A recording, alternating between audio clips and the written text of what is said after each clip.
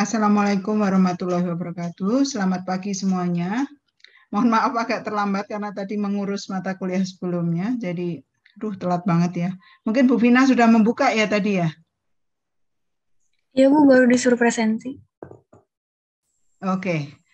Aku belum buka tuh. Sudah bisa presensi belum kan? Sepertinya aku belum buka BKD-nya ya. Belum bisa, Bu. Oke, sebentar. Saya agak tadi keasikan setelah dengan mata kuliah. Tunggu sebentar ya. Mbak Vina bisa menjelaskan sudah dijelaskan apa namanya rencana kuliah kita hari ini? Baru mau Bu. Oke, silakan Mbak Vina. Saya akan isi presensi. HP-nya di tempat lain.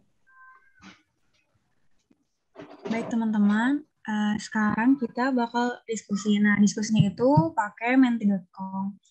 Jadi saya kasih waktu 3 menit buat teman-teman pergi ke ini www.menti.com. Terus kalian masukin kodenya.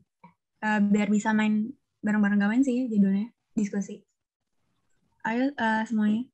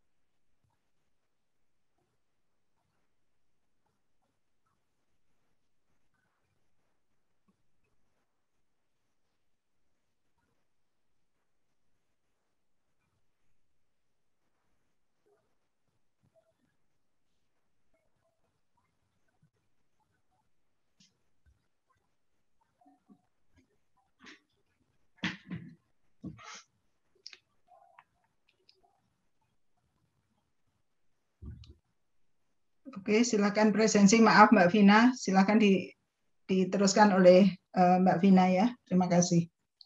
Saya akan menyimak.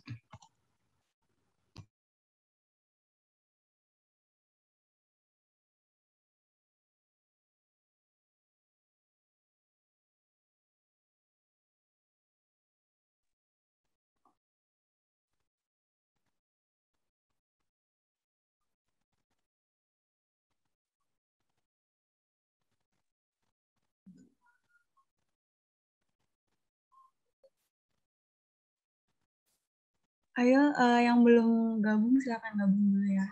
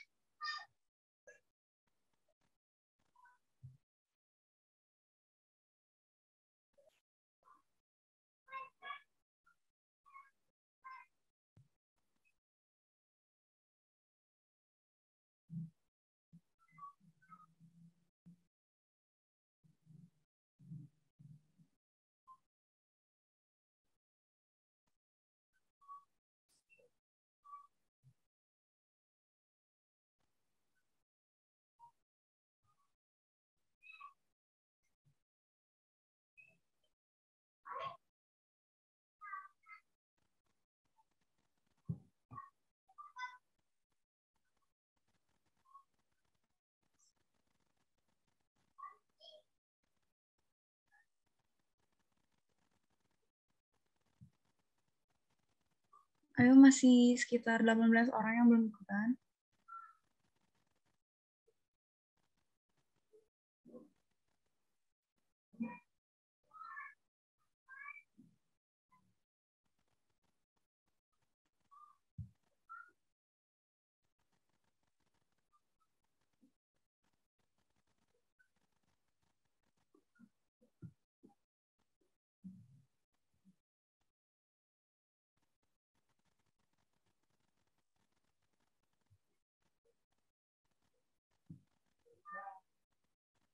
Oke, sambil jalan saya mulai ya.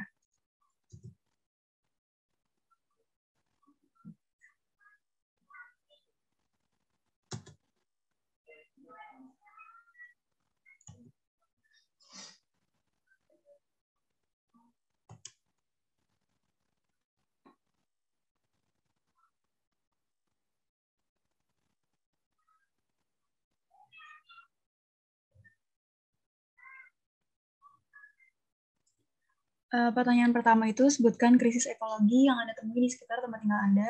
Silakan dijawab, waktunya 10 menit.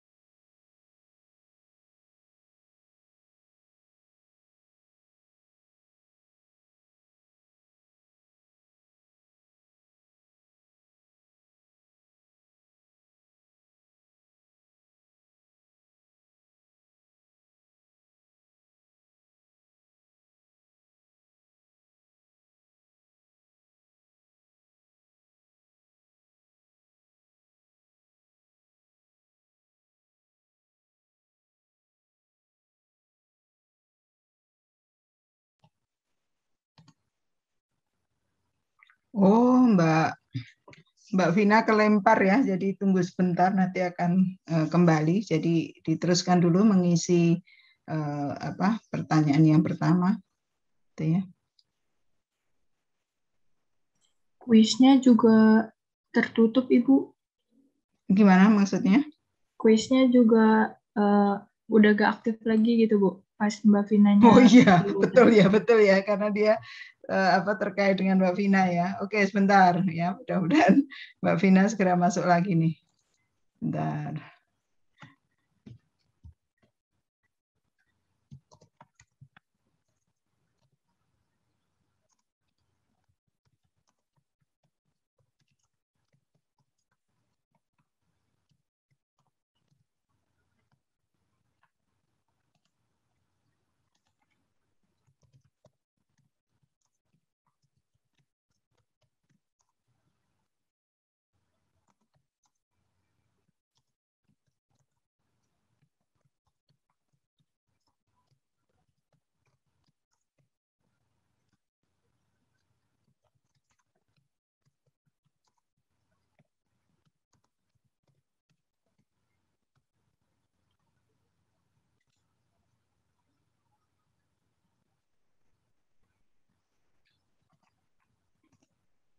Belum kembali Mbak Vinanya. Halo Mbak Vina. Oh, oke.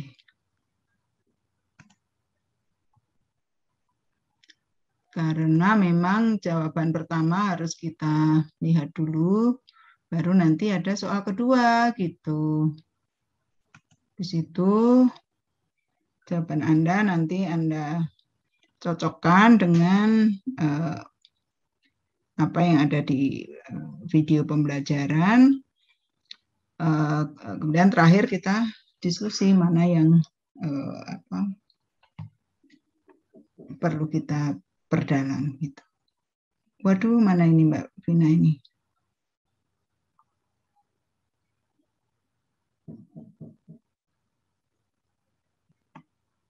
Masih berapa yang belum jawab? Banyak ya? Wah, terhapus juga nih jawaban kalian tadi kayaknya ya di mentinya Mbak Vina ya.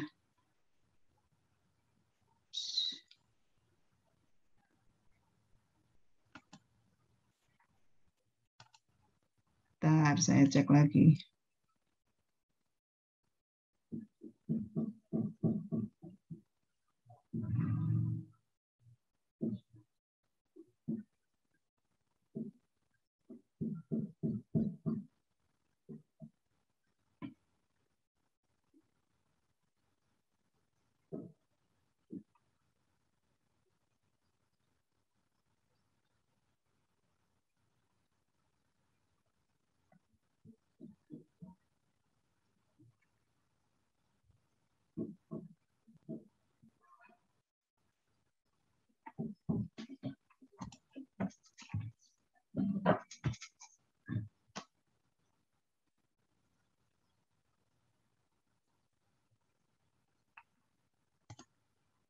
Oke.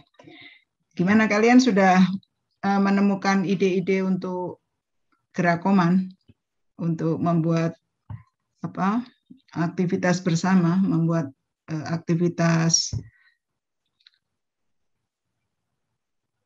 membentuk kajian ekologi bersama?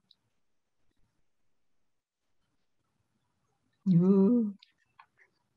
Iya. Mbak Vina belum masuk.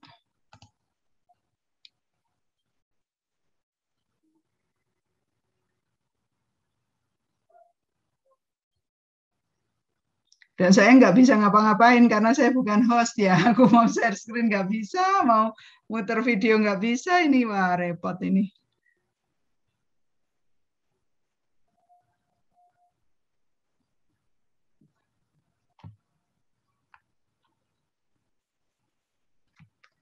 Oke, kita diskusi aja. Ada sesuatu yang mau ditanyakan mungkin tentang kuliah lalu? Ini repot nih, soalnya aku nggak bisa ngapa-ngapain. Mau share screen nggak bisa, mau share video nggak bisa gitu. Ya, cuman bisa bicara saja gitu.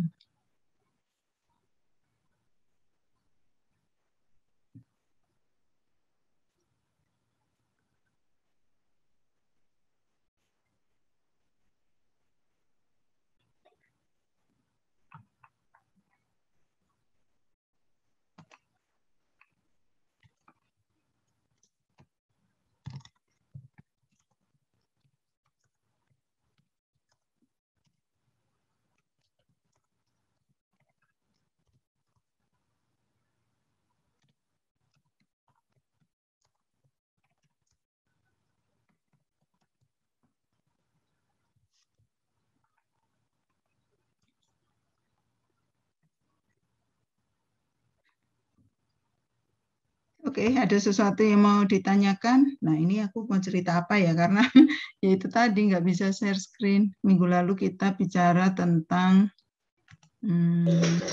Coba Bu, share screen Bu. Udah biar alihkan lagi tuh. Ke Ibu. sudah ya? Oh, Oke, sudah bisa aku share screen. Oke. Oke, kalau gitu kita share screen. Apa ya?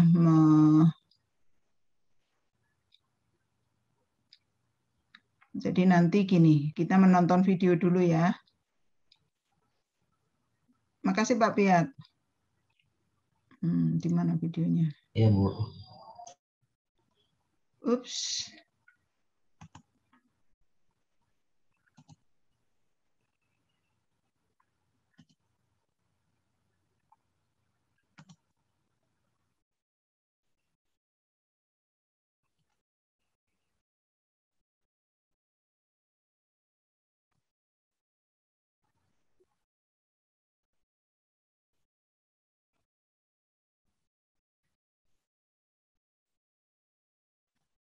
Gradual, dramatis, dan terus-menerus.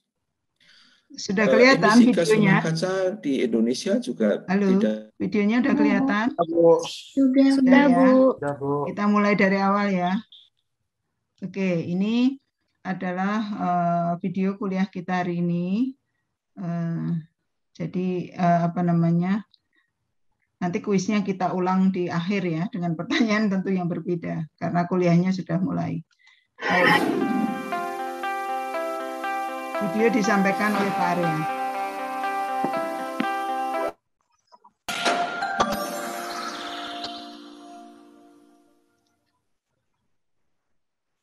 Bismillahirrahmanirrahim. Assalamualaikum warahmatullahi wabarakatuh. Selamat pagi saudara-saudara sekalian. Selamat datang pada mata kuliah Ekologi Manusia. Pada pagi hari ini kita akan membahas topik krisis ekologi global, pokok bahasan ke-5 dari mata kuliah Ekologi Manusia semester ganjil ini. Tujuan pengajaran, setelah mengikuti kuliah ini, mahasiswa mampu mengetahui dan menjelaskan apa itu krisis ekologi global, kemudian yang kedua, apa bentuk-bentuk dan penyebab krisis ekologi global, kemudian yang ketiga, apa akibat krisis ekologi global dan bagaimana langkah-langkah yang diperlukan untuk mengatasinya. Struktur penyajian kuliah kita pada pagi ini adalah pertama, memahami pengertian krisis ekologi, kedua, memahami bentuk-bentuk krisis ekologi dan penyebab krisis ekologi di tingkat global, ketiga, memahami akibat krisis ekologi global, dan keempat, memahami langkah dan tantangan mengatasi krisis ekologi global. Saudara-saudara sekalian, mari kita kemudian masuk kepada sub-pokok bahasan pertama, yaitu krisis ekologi, apa definisi dan batasannya. Pengertian krisis ekologi adalah sebagai berikut, yaitu suatu keadaan yang ditandai oleh, pertama, pada sistem ekologi atau ekosistem, ia mengalami ketidakstabilan atau guncangan maupun gangguan kesetimbangan, yang selanjutnya mengakibatkan ketidakseimbangan pada fungsi-fungsi distribusi serta akumulasi energi materi antara satu kelompok organisme dengan kelompok organisme lain di dalam ekosistemnya, yang kemudian dia mengancam rusaknya keseluruhan tatanan dari habitat, relung, serta food web dalam sistem ekologi tersebut.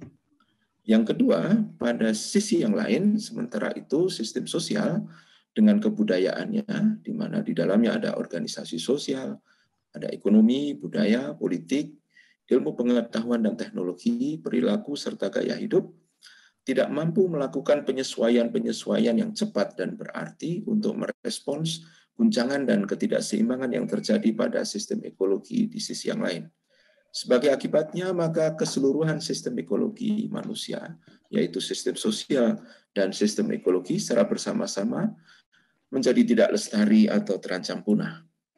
Saudara sekalian, pengertian krisis ekologi tadi, jika mengacu pada Martin 2009, maka gambarannya adalah seperti yang terpampang pada slide berikut ini. Krisis ekologi berlangsung pada ecological system atau ekosistem dan berdampak signifikan pada social system di sebelahnya. Dan sebaliknya, krisis ekologi bisa bermula dari social system, kemudian berdampak pada ecological system. Ini yang kemudian kita kenal di dalam konsep ekologi manusia sebagai koadaptasi. Terus sekalian, krisis ekologi manusia dan krisis lingkungan hidup berjalan bersama-sama di sistem ekologi manusia secara keseluruhan, dan kita lihat bahwa ekologi manusia terdiri dari dua subsistem, atau kita kenal tadi sistem sosial di sebelah kiri, di mana bisa ada manusia dan kebudayaannya, ada tatanan sosial, ekonomi, budaya, politik, iptek, dan gaya hidup, dan ada sistem ekologi di sebelah kanan, di mana di dalamnya terdiri dari unsur-unsur hidup, yaitu organisme biotik, dan ada juga unsur-unsur tak hidup, yaitu abiotik, katakanlah air, batu, hutan, gunung, sungai, tanah, udara, dan seterusnya. Maka kita dapati bahwa dua subsistem ini saling melakukan transaksi materi dan energi, yang kemudian kita kenal sebagai sistem ekologi manusia, dan baik di dalam sistem sosial atau subsistem sosial dan subsistem ekologi atau ekosistem, keduanya mengalami krisis yang kita tandai. Misalnya di dalam krisis lingkungan hidup ada erosi, ada banjir, pencemaran air, perubahan iklim, dan sebagainya. Dan di sisi sistem sosial atau sisi manusia dan kebudayaannya ada krisis yang kita lihat sebagai seperti gaya hidup yang berlebih-lebihan, kemudian greediness, kemudian kriminalitas barangkali dari akibat kehancuran ekosistem, dan seterusnya. Baik, saudara sekalian, mari kita kemudian sampai kepada memahami apa itu krisis ekologi di tingkat global atau di tingkat planet bumi. Krisis ekologi global adalah krisis ekologi yang terjadi di aras biosfer atau ekosfer yang ditandai oleh setidaknya hal-hal sebagai berikut. Yang pertama, saudara sekalian, kita sekarang sampai kepada apa yang kita sebut sebagai antroposen, yaitu masa di mana eksistensi manusia menjadi sangat dominan sehingga berdampak sangat signifikan pada ekosistem. Jadi kita sekarang pada era antroposen. Kemudian yang kedua, kehidupan manusia hari ini ditandai oleh kehidupan ekonomi yang kuat, ditandai oleh industrialisasi dalam proses-proses produksinya, di mana industrialisasi yang ada di seluruh dunia menghasilkan polusi udara, polusi suara, juga mungkin polusi air, limbah, dan seterusnya yang berlebihan, yang memicu peningkatan suhu udara global yang kemudian kita kenal krisis ekologi yang selama ini paling besar di dunia ini sebagai global climate change. Tanda-tanda yang lain adalah penumpukan limbah berbahaya bagi kehidupan, di mana kemudian makhluk hidup di dalam ekosfer ini bersaing dengan limbah yang paling tidak, limbah yang menonjol adalah limbah plastik, kemudian limbah beracun seperti merkuri yang sangat mengancam tidak hanya kehidupan manusia, tetapi juga kehidupan organisme lain di planet bumi ini.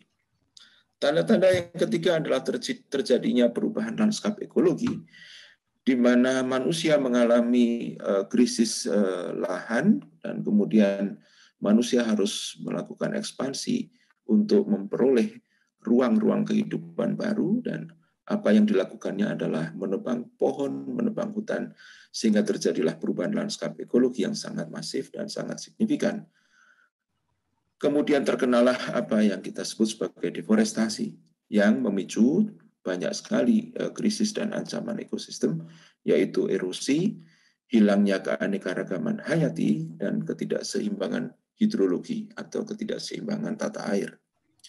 Saudara-saudara sekalian, kita masuk kepada pokok bahasan, subpokok bahasan 02, di mana kita akan mengenal bentuk-bentuk krisis ekologi global dan penyebab terjadinya krisis ekologi global. Saudara sekalian, mari kita mengenali 10 bentuk krisis ekologi global dan penyebab krisis ekologi global dari konseptualisasi yang dikemukakan oleh Speth dan Haas pada tahun 2006. Krisis ekologi yang pertama adalah adanya hujan asam atau acid rain yang terjadi sebagai akibat dari emisi sulfur dioksida dan nitrogen oksida di atmosfer yang terbawa oleh air hujan dan membahayakan tanaman serta membahayakan infrastruktur bangunan-bangunan yang ada di paling tidak di perkotaan, juga di pedesaan. Yang kedua, penipisan lapisan ozon atau ozone depletion di atmosfer yang kemudian memudahkan sinar ultraviolet masuk ke bumi dengan sangat masifnya. Jika ultraviolet masuk ke dalam bumi dengan sangat mudah, dia akan memicu penyakit kanker kulit dan gangguan kesehatan manusia lainnya. Saudara-saudara sekalian, yang ketiga adalah gangguan cuaca atau climate disruption yang diakibatkan oleh aktivitas manusia, terutama dari transportasi dan industri yang menghasilkan emisi karbon ke atmosfer, sehingga meningkatkan suhu udara global yang memicu global climate change, yang kemudian mengakibatkan peningkatan permukaan air laut dan menenggelamkan kawasan pesisir karena es di kutub utara dan es di kutub selatan mencair. Keempat, penggundulan hutan atau deforestasi yang memicu ketidakseimbangan hidrologis, erosi banjir di kawasan hilir. Kelima, penurunan kualitas lahan dan fenomena desertifikasi atau land degradation and desertification, yaitu ditandai oleh kekeringan ekstrim pada lahan sebagai akibat overexploitation of soil dan perubahan iklim yang mengancam food security dan kemiskinan. Fenomena ini biasanya terjadi di Afrika, di mana kekeringan sangat signifikan terjadi di banyak kawasan di benua tersebut. Keenam, penurunan kualitas dan kelangkaan air bersih atau freshwater degradation and shortage karena akibat deforestasi yang terjadi secara masif di hulu. Akibatnya bisa sampai kepada manusia, yaitu gangguan kesehatan, juga kepada gangguan-gangguan lain, kesetimbangan ekosistem pada organisme lainnya selain manusia, yaitu hewan dan juga tanaman. Ketujuh, penurunan jumlah dan kualitas ikan laut yang diakibatkan oleh overfishing atau marine fisheries decline due to overfishing, yang kemudian menyebabkan jumlah ikan, populasi ikan di lautan berkurang dan menyebabkan tangkapan berkurang sehingga suplai ikan ke pasaran dan juga konsumsi ikan berkurang pada sisi manusia di sistem sosial. Yang kedelapan adalah pencemaran polusi air, udara, tanah dengan limbah berbahaya atau yang kita sebut sebagai toxic pollutant seperti merkuri, plastik, dan mikroplastik yang potensial masuk ke jaringan tubuh manusia yang memicu gangguan kesehatan. Saya ingin garis bawahi tentang fenomena mikroplastik. Jadi plastik yang mencemari lingkungan, lama-kelamaan dia akan sedikit tercerai-berai, kemudian mikroplastiknya bisa masuk ke dalam tubuh manusia melalui makanan, melalui udara, kemudian dia bisa beredar melalui jaringan peredaran darah manusia, dan seterusnya dia bisa mencapai ke sistem otak manusia, dan apabila kemudian mikroplastik sampai ke jaringan otak manusia, maka dia akan mengganggu cara berpikir dan mengganggu sistem thinking di manusia, kesehatan otak manusia secara permanen. Kesembilan, hilangnya kesembilan, hilangnya keanekaragaman hayati atau loss of biological diversity, yaitu terancam punahnya seperti yang kita alami di Indonesia saat ini, misalnya badak Jawa, kemudian penyu, orang utan di Kalimantan, di kawasan-kawasan yang mengalami perubahan landscape ecological change oleh karena penggundulan hutan dan perubahan atau konversi lahan dari hutan menjadi perkebunan. Ke-10, nitrogen berlebihan atau excess nitrogen di atmosfer yang berakibat sebagai akibat dari penumpukan kimiawi yang kemudian akan membahayakan kesehatan pernafasan manusia. Saudara sekalian, penelitian Meadows dan kawan-kawan pada tahun 1972, ada 6 bidang kehidupan manusia yang menyebabkan krisis ekologi. Yang pertama adalah population numbers, jumlah populasi, yang kemudian memicu pertumbuhan kebutuhan hidup manusia dan juga ditingkahi oleh perubahan lifestyle yang kemudian menyebabkan krisis ekologi karena jumlah manusia semakin hari semakin banyak. Kemudian technological innovation juga bisa menyebabkan krisis ekologi, terutama jika teknologi itu tidak ramah lingkungan. Di masa lalu, produksi mobil, kemudian pesawat terbang, electronic devices yang tidak memperhatikan kaidah-kaidah kelestarian lingkungan sangat membahayakan kelestarian lingkungan, sehingga di sana krisis ekologi terjadi. Kemudian food and agriculture activities sudah lama ditengarai menjadi penyebab daripada krisis ekologi, terutama ketika aktivitas pertanian dan produksi pangan itu menggunakan bahan-bahan kimiawi seperti pupuk dan pestisida, kemudian mesin-mesin yang digerakkan menggunakan fossil fuel yang membahayakan lingkungan hidup. Yang keempat adalah manufacture industries atau industri-industri manufaktur yang dampaknya menghasilkan polusi udara, polusi suara, kemudian polusi tanah, polusi air, limbah yang berbahaya bagi lingkungan.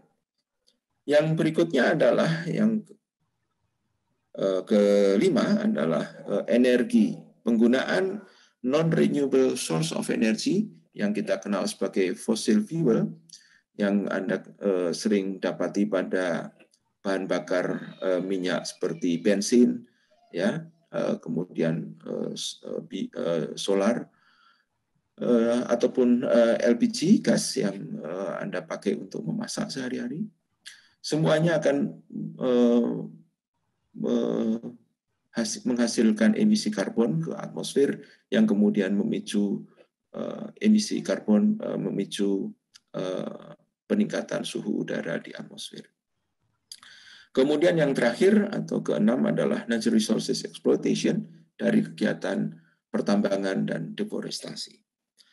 Saudara sekalian, manusia menjadi penyebab utama krisis ekologi. Kenapa? Karena semakin hari pola ekstraksi selaras alam yang dipraktikkan di masa lalu telah berubah ke cara-cara eksploitasi industrial terhadap sumber daya alam atau industrial exploitation yang sangat masif dan sangat rakus yang menghasilkan korbanan berupa sistem sosial ekologi yang terganggu yang sifatnya skalanya makin besar. Aktivitas deforestasi misalnya menyebabkan banjir, longsor, erosi, bahkan kelaparan karena hilangnya sumber-sumber pangan, sumber-sumber livelihood yang ada di masa lalu bagi masyarakat di sekitar hutan misalnya. Kedua, eksistensi manusia makin dominan dalam menguasai alam. Populasi manusia meningkat tajam. Dulu Adam dan Hawa hanya 2 orang, dan kini anak cucu Adam dan Hawa menjadi sekitar 7 bahkan menuju 8 miliar. Sehingga perlu ruang hidup, habitat dan relung yang makin besar. Kota-kota menjadi makin sesak, pengap dan tidak tersisa lagi ruang hijau. Katakanlah New York, Mumbai, Jakarta, Rio de Janeiro, dan kota-kota besar lain di dunia adalah contoh-contoh di mana eksistensi manusia menjadi makin dominan. Di masa hari ini ketika COVID-19 merebak, maka Anda lihat populasi atau penduduk di perkotaan disergap lebih dahulu oleh virus corona, sehingga krisis ekologi dalam bentuk penyakit infectious disease seperti COVID-19 ini paling nyata dan paling menonjol terjadi di perkotaan. Ketiga, kapasitas adaptasi manusia yang makin besar dengan menggunakan kemampuan teknologi dan organisasi sosial menyebabkan daya survival manusia memang melebihi organisme lain, sehingga manusia bisa hidup di ekosistem yang ekstrim sekalipun. Katakanlah di gurun pasir dan di kutub utara, kutub selatan, di mana manusia bisa hidup sementara organisme lain terbatas daya survivalnya di daerah-daerah ekstrim seperti itu. Keempat, makin terbatasnya ruang, materi, sumber daya energi, di mana di sana terjadi kompetisi dan konflik yang menajam, sehingga konflik-konflik sumber daya alam, tanah, energi, air semakin meningkat di berbagai kawasan. Saudara sekalian, manusia sebagai penyebab utama munculnya fenomena full world teori dari Herman Daly, maka krisis ekologi global tampak seperti pada gambar-gambar slide seperti ini, di mana Anda lihat kota tidak menyisakan tempat kawasan hijau di dalamnya, kemudian penerbangan terjadi semakin masif, setiap hari terjadi jutaan penerbangan, jutaan penduduk terbang di seantero bumi ini, dan menghabiskan aftur dan mengemisi karbon ke atmosfer. Kemudian kota-kota mengalami traffic jam seperti yang Anda lihat karena jumlah mobil, bus, truk, kendaraan berbahan bakar fosil fuel yang sangat luar biasa jumlahnya. Kemudian aktivitas pertanian digunakan untuk memenuhi kebutuhan hidup manusia, terjadilah monocropping system yang menegasikan atau mengeradikasi atau memarginalisasi atau menyisihkan hutan-hutan yang sifatnya memelihara diversitas biologi pada sistem yang lebih berhutan. Saudara sekalian, pokok bahasan ketiga adalah akibat krisis ekologi manusia pada planet bumi. Anda lihat yang paling utama adalah peningkatan suhu udara dan tenggelamnya daratan pesisir. Oleh karena kenaikan muka air laut, Anda bisa merujuk dan mengeklik tayangan YouTube yang seperti saya cantumkan di PowerPoint ini. Kemudian Anda bisa lihat bahwa di mana-mana di berbagai kawasan terjadi industrialisasi yang menggunakan energi fosil fuel yang sangat masif, skalanya sangat besar dan menghasilkan limbah serta polusi udara yang sangat besar juga ke udara, sehingga kemudian memicu pemanasan global atau peningkatan suhu udara di atmosfer. Akibatnya karena ada keterkaitan ekosistem dari satu ekosistem dengan ekosistem yang lain pada ekosfer dan biosfer ini, maka semua suhu udara yang panas di titik-titik ekosistem mikro ditransmit sampai ke kutub utara dan kutub selatan, yang menyebabkan kemudian mencairnya es di kutub utara dan kutub selatan secara masif, secara kontinu, dan terus-menerus, sehingga kemudian muka air laut meningkat dan daratan di kawasan pesisir biasanya menjadi tenggelam. Saudara sekalian, global warming adalah fenomena krisis ekologi yang sekarang ini sedang kita hadapi. Selain COVID-19 yang saya kira tiba-tiba mencuat di tahun 2019 dan di tahun 2020 ini. Tetapi global warming sudah berlangsung sejak puluhan tahun dan mungkin akan terus berlangsung jika aktivitas manusia modern terus-menerus seperti hari ini, di mana industrialisasi, transportasi darat, laut, udara berlangsung sangat intensif, sangat masif, sangat terus-menerus, dan skalanya sangat besar. Dan Anda lihat pada slide ini, negara-negara yang paling besar menghasilkan karbon dioksida ke atmosfer adalah biasanya negara-negara yang warnanya biru, yaitu negara-negara industri maju. Eropa Barat, kemudian Eropa Timur, kemudian Anda lihat Amerika Utara, ya, adalah kawasan-kawasan yang menghasilkan emisi karbon berlebihan. Kawasan-kawasan Southern Hemisphere atau belahan bumi selatan biasanya mengemisi karbon tidak sebesar kawasan-kawasan di belahan bumi utara. Anda melihat bahwa akibatnya kemudian temperatur di atmosfer atau di ekosfer ini meningkat. Ya, ini hanya gambaran untuk memudahkan Anda melihat bahwa dari tahun ke tahun suhu udara meningkat secara signifikan menuju ke titik yang sangat menakutkan. Dan apabila kemudian suhu udara itu meningkat secara tajam dan kutub utara dan kutub selatan terus-menerus mencair esnya, maka kita mengalami proses penenggelaman secara gradual, dramatis, dan terus-menerus. Emisi gas rumah kaca di Indonesia juga tidak sederhana, saudara sekalian. Walaupun tadi emisi gas rumah kaca berupa karbon dioksida biasanya dirilis oleh kebanyakan negara-negara industri maju di belahan bumi utara, tetapi di Indonesia juga tidak kecil emisi karbonnya. Anda bisa lihat, terutama dari sektor energi, penggunaan mobil, penggunaan sepeda motor, kemudian juga pabrik-pabrik ya, menggunakan energi fosil yang biasanya juga dalam bentuk energi listrik, dan listriknya di-energize oleh batu bara misalnya, sehingga emisi karbon sangat tinggi di sektor energi. Kemudian juga di sektor pertanian tampak di warna hijau muda, ya. Juga di sektor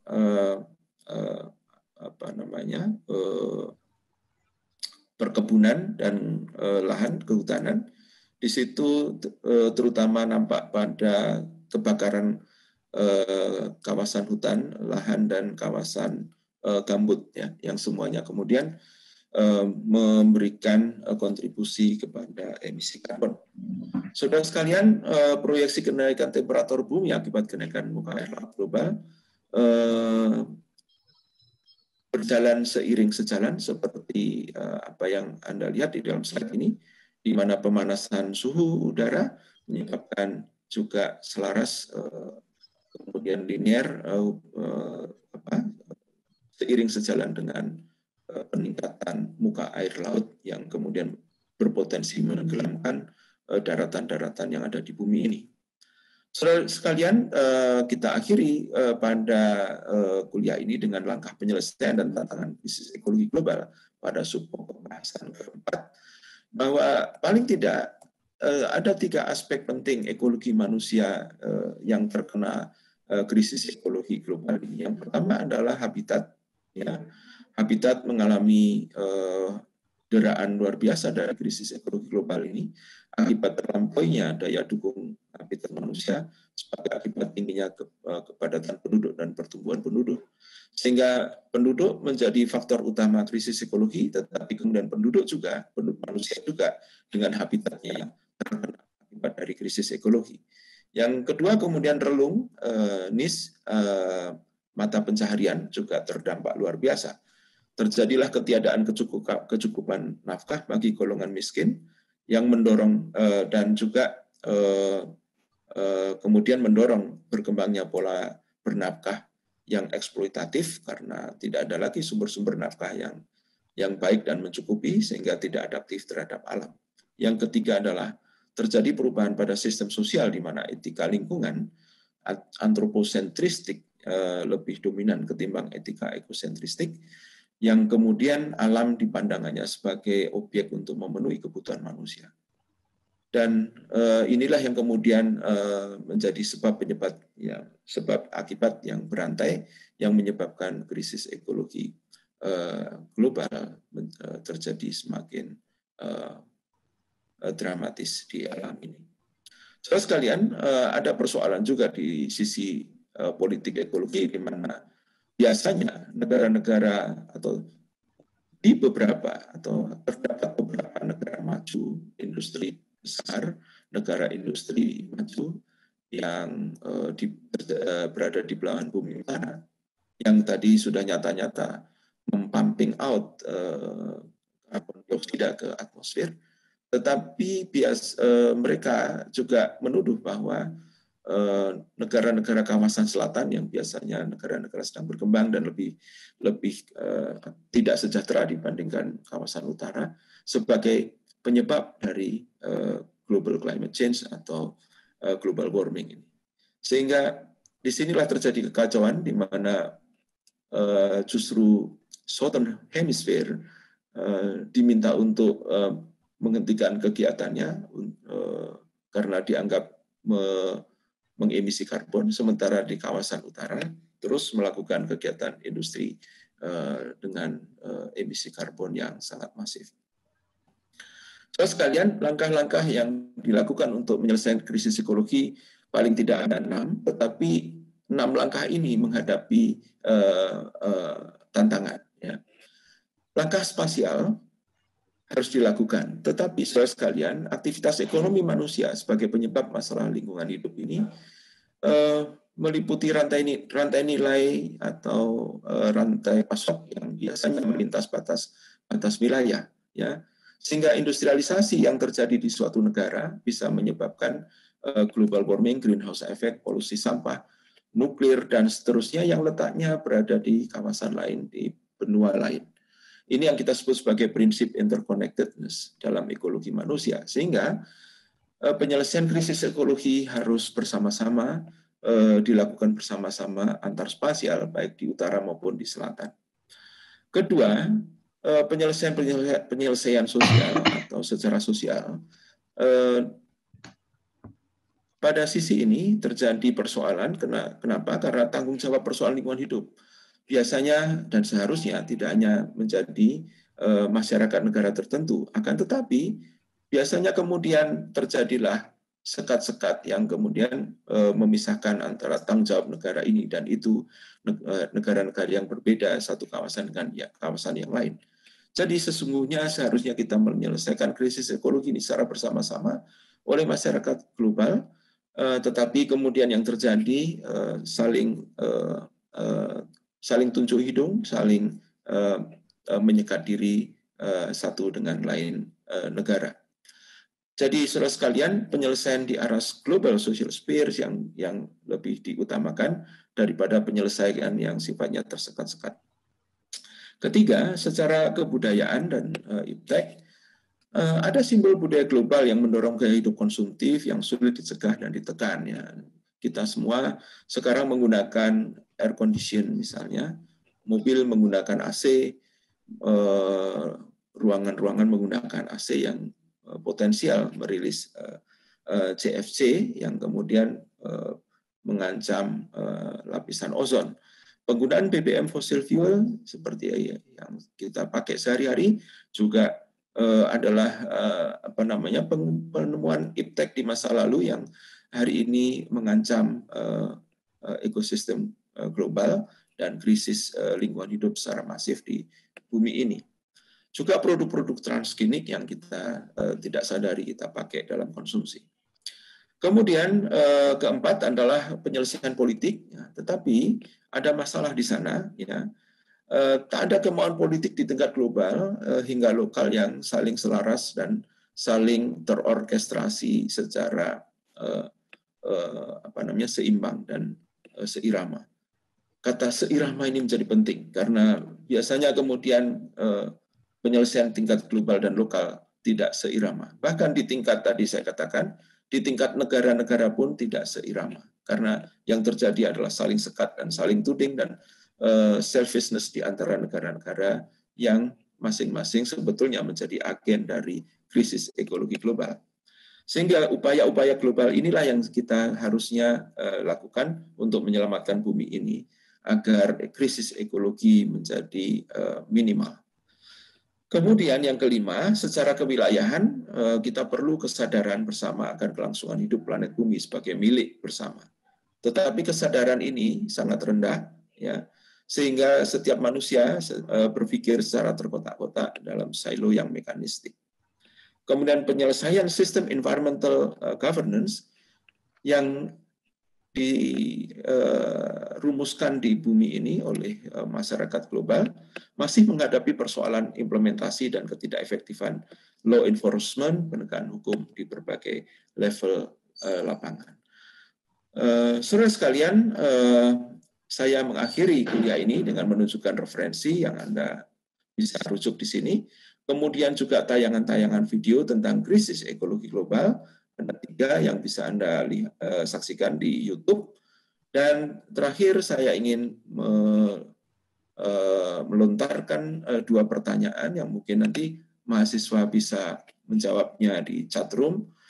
Bagaimana penyelesaian krisis ekologi global pada tingkat lokalitas desa? Anda sebagai mahasiswa Departemen SKPM atau paling tidak mahasiswa IPB berurusan dengan masalah desa dan pertanian.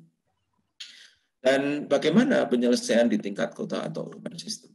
Ya, jadi ini pertanyaan nomor 1. Pertanyaan nomor 2, bila manusia adalah faktor terpenting terjadinya krisis ekologi global, maka apa yang harus dilakukan pada level individu manusia untuk menekan krisis ekologi global?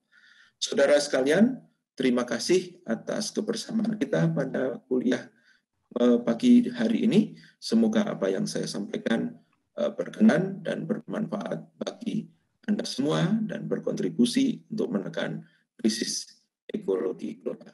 Sekian, Assalamualaikum warahmatullahi wabarakatuh. Salam sejahtera untuk kita semua.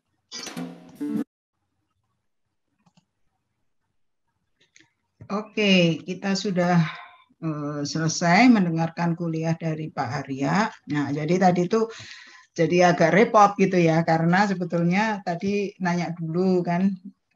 Jadi diubah ya kuisnya ya. Tadi kan ada pertanyaan terakhir 2 dari Pak Arya tadi ya.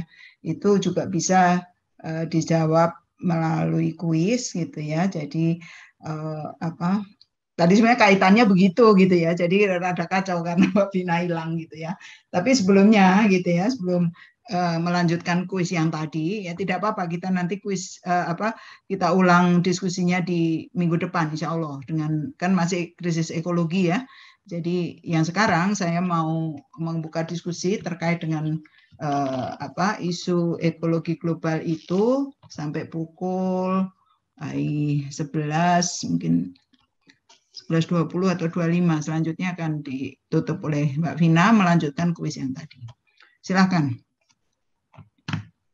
Mbak Vina udah masuk belum? Oh, belum masuk. Oke. Kalau gitu udah, Bu. Oke, ya Mbak Vina. Jadi saya akan membuka diskusi dulu mengenai ekologi global tadi. Nanti terakhir akan ditutup Mbak Vina melanjutkan kuis yang tadi, gitu ya. Jadi rangkaian yang tadi rencana pagi tadi ambiar deh sementara ini, nanti diulang di minggu depan.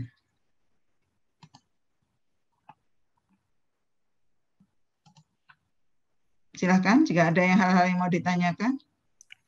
Izin bertanya, Bu. Yuk, silahkan. Perkenalkan, nama saya Saat dari DFM. Izin bertanya, apa yang menjadi dasar negara bagian utara menuduh bahwa negara-negara yang ada di bagian selatan ini sebagai penghasil karbon, Bu? Terima kasih. Oke, ya itu kan memang. Nah ini memang selalu jadi perdebatan sebetulnya ya. Tapi sebetulnya begini, kan tadi kan dianggap karena abad antroposin itu adalah sebetulnya jumlah manusia yang dianggap banyak ya. Padahal kan di sisi selatan itu kan manusianya banyak ya, Asia dan Afrika itu kan jumlah manusia itu kan yang terbanyak di situ ya. Jadi mungkin itulah yang dituduh sebagai sumber pemanasan global. Dan juga memang oleh karena aktivitas pembangunan ya di negara-negara itu gitu ya, di negara belah selatan itu menunjukkan bahwa memang emisi karbon itu yang terbanyak adalah dari daerah-daerah belahan selatan gitu. Ya, Cina, dari Indonesia, dari negara-negara yang sedang sekarang dalam arti giat melakukan pembangunan itu, dan pembangunan dibiayai dengan mengusahakan sumber daya alam, mengeksploitasi sumber daya alam, ya seperti yang terjadi di negara kita.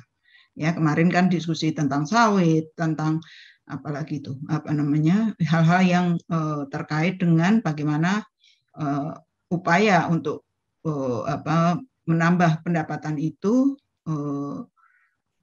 menyebabkan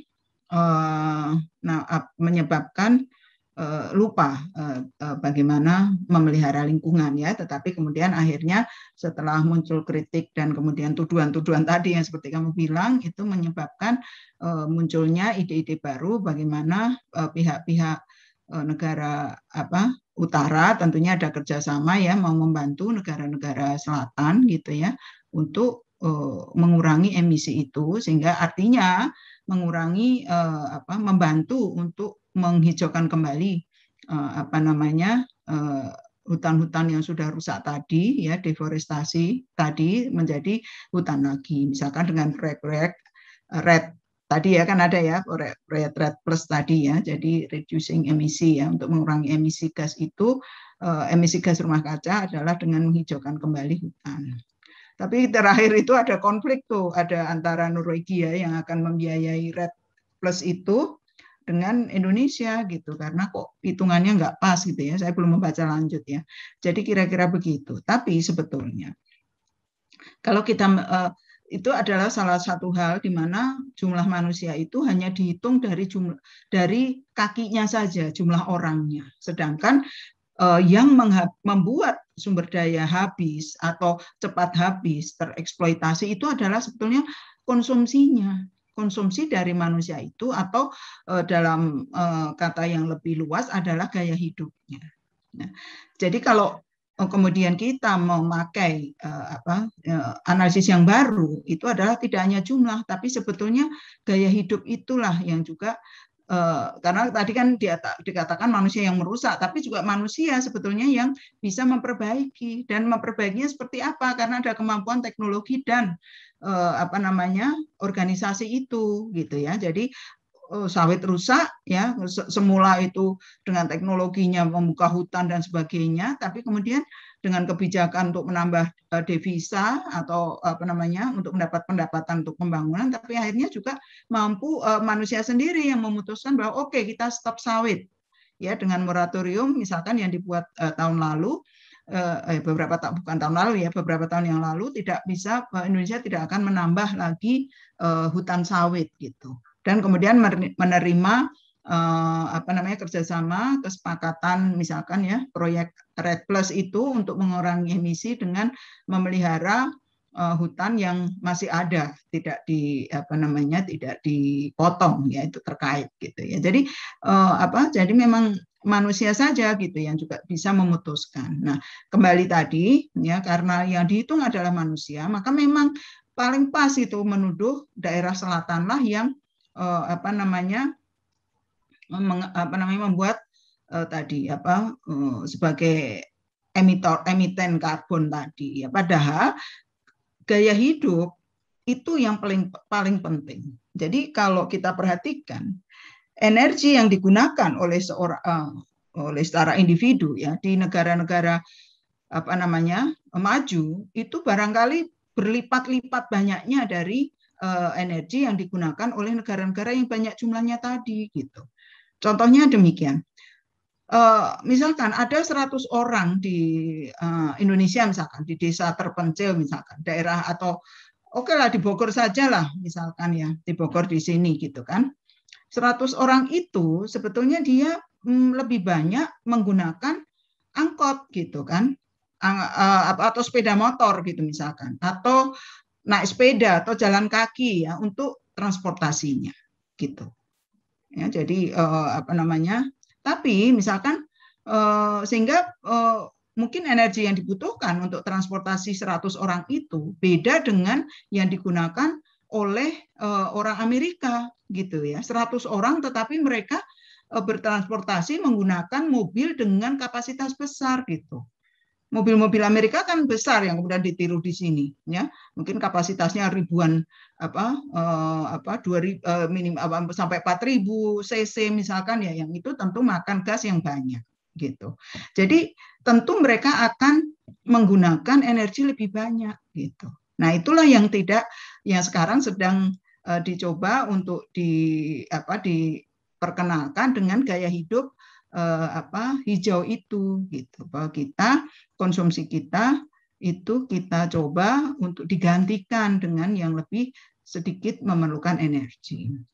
Jadi kalau kita itu misalkan makan kita ya, kan mungkin udah bolak-balik saya bilang gitu ya, makanan tradisional kita itu kan sayuran gitu ya, sayuran dan kemudian barang-barang yang tersedia di alam dan diolah dengan sederhana gitu. Dan itu protein hewani itu masih terbatas gitu.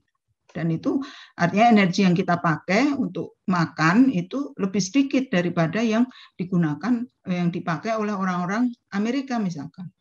Mereka makan steak, makan sosis, makan makanan yang prosesnya itu memerlukan energi lebih banyak. Nah, belum penggunaan barang-barang yang lebih maju lagi gitu. Jadi kalau dikatakan bahwa siapa yang sebetulnya menggunakan energi lebih banyak itu adalah orang-orang Barat itu sebetulnya, tetapi mereka tidak, udah nggak ada jelas ya, sudah ini tidak ada. Tetapi sebetulnya kalau dilihat yang mengeluarkan energi untuk produksi industri itu mana gitu ya. Jadi kita mesti melihat data itu dengan lebih jelas gitu ya. Jadi kalau cuman manusia memang kemudian sepertinya negara-negara selatan yang atau Asia, Afrika yang jumlahnya 80% dari penduduk dunia inilah yang kemudian dianggap akan menghabiskan energi itu. Gitu kira-kira. Baik, Bu, terima kasih. Ya. Selanjutnya ada lagi?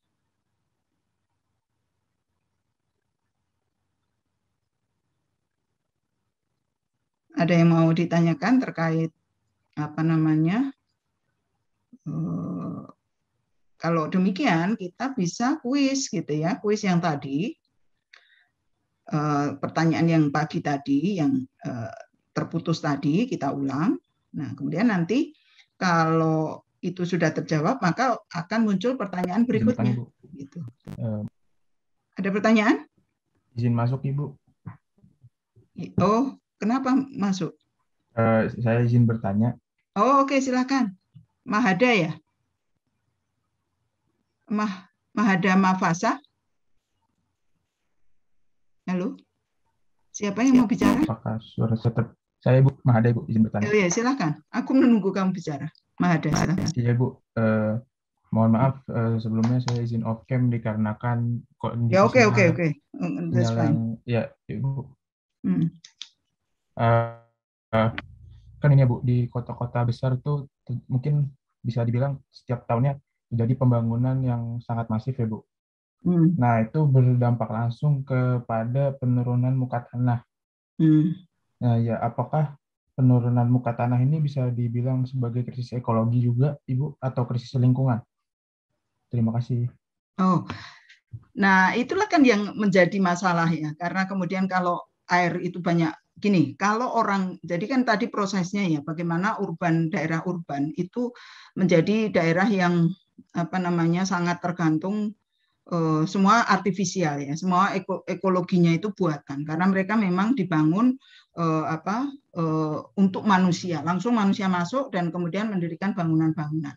Nah, kemudian ketika manusia itu terlalu banyak ya, dan kemudian air muka tanah itu turun, nah itu ya memang menjadi krisis ekologi, karena kan air laut akan masuk ya, menjadi permukaan tanah itu menjadi lebih rendah daripada muka air laut kan gitu, sehingga ada prediksi bahwa Jakarta itu 10 tahun lagi tenggelam ya, karena makin berat gitu, tanahnya turun terus ya, air tanahnya itu sudah nggak ada, sudah disedot terlalu banyak untuk keperluan penduduknya, dan kemudian juga ada bangunan-bangunan di atasnya gitu.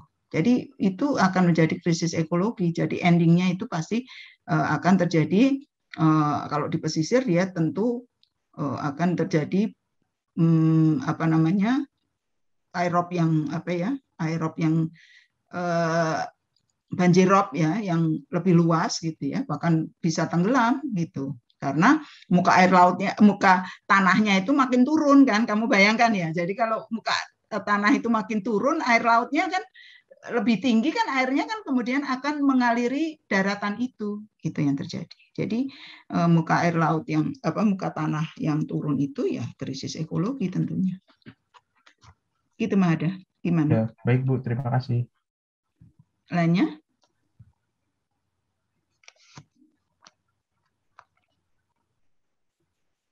Ada yang mau diskusi? Kalau tidak, saya terima kasih ya. Jadi nggak apa-apa, minggu depan kita masih bicara tentang krisis ekologi, meskipun kita bicara yang lokal, yang kita mau kuiskan sekarang ya, karena saya ingin tahu sebetulnya pengetahuan Anda sejauh mana gitu ya. Jadi kita masih bisa diskusi minggu depan tentang krisis ekologi ya, karena lokal, regional, global itu tentu nggak bisa kita pisahkan. Kita hidup dalam satu bumi yang sama. Jadi kalau terjadi perubahan yang secara global, tentu lokalnya tentu akan terpengaruh kepada yang lokal. Baik, terima kasih. Waktu sekarang saya serahkan ke Mbak Vina, sudah oke? Ya, gimana? Wi-Fi-nya oke? Gak kabur lagi? Ya, Bu. Oke, silakan Mbak Vina, diteruskan. Saya izin off cam sama. Ya, teman-teman boleh gabung lagi ya.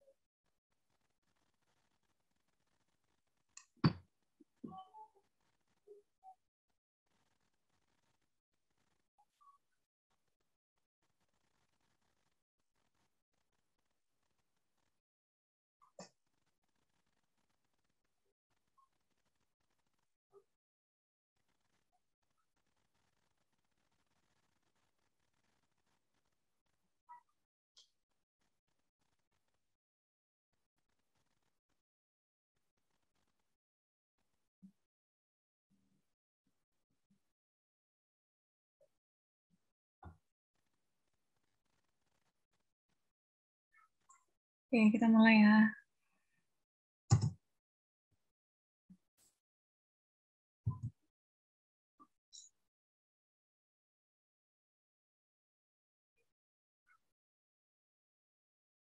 Pertanyaannya masih pertanyaan yang satu yang tadi, tapi waktunya sekarang cuma 5 menit. Silakan diisi.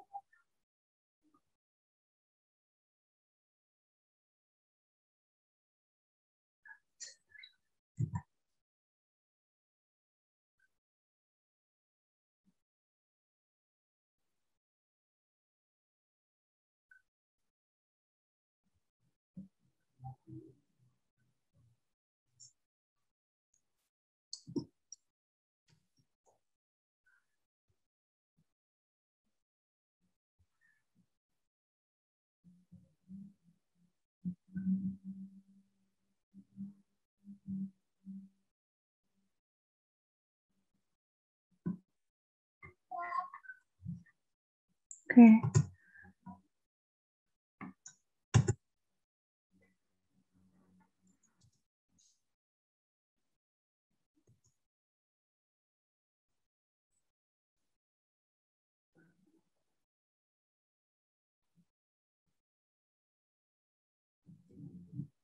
Silahkan dijawab ya teman-teman pertanyaan keduanya. Sebutkan krisis ekologi yang terjadi di Indonesia, waktunya 10 menit.